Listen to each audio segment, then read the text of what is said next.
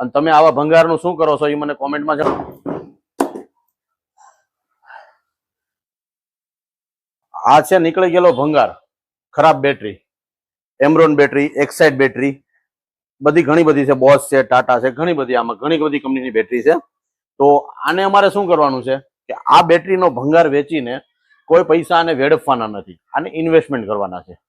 મસ્ત ઇન્વેસ્ટમેન્ટ કરીને બેસી જવાનું છે. આ એમરોન બેટરી છે, આ અમર રાજા કંપનીની બેટરી છે. આપણે આ જ વસ્તુ ભંગાર વેચીને અમર રાજા કંપનીના શેર લેવાના છે અને એ અમર રાજા કંપનીના શેર લઈને લાંબા સમય સુધી આપણે હોલ્ડ કરીને બેસી જવાનું છે ઇન્વેસ્ટમેન્ટ કરીને. તો આ જ એટલો ભંગાર છે ને, આટલો ભંગાર જ આપણને ઘણો એવો કામ લાગશે અને ઘણું એવું આપણને ફ્યુચરમાં કામ લાગશે. આપણને એમ લાગે કે આ ભંગાર શું કામનો, પણ આટલો એવો ભંગાર ઘણો બધો કામ કરે છે. એટલે જો જીવનની અંદર ધ્યાન રાખજો કે આ બધે ભંગાર છે, કોઈ એવું કામ છે તો તમે એને છે ને મામૂલી નહીં સમજતા.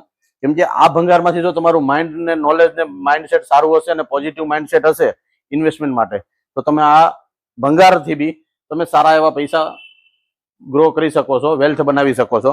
જો આ તમે ભંગાર આવ્યો અને ભંગાર વેચ્યો તમે, તો તમે એવું સમજો છો કે આ ભંગાર વેચીને હાલો મજા કરી નાખીએ.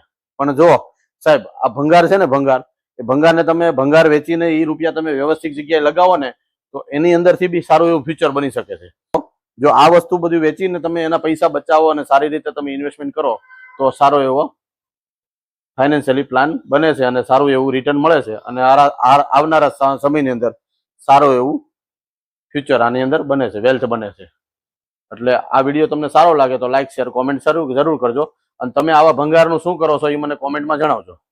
सिक्योरिटीज बाजार में निवेश जोखिमों के अधीन है। निवेश करने से पहले सभी संबंधित दस्तावेजों को ध्यानपूर्वक पढ़ें।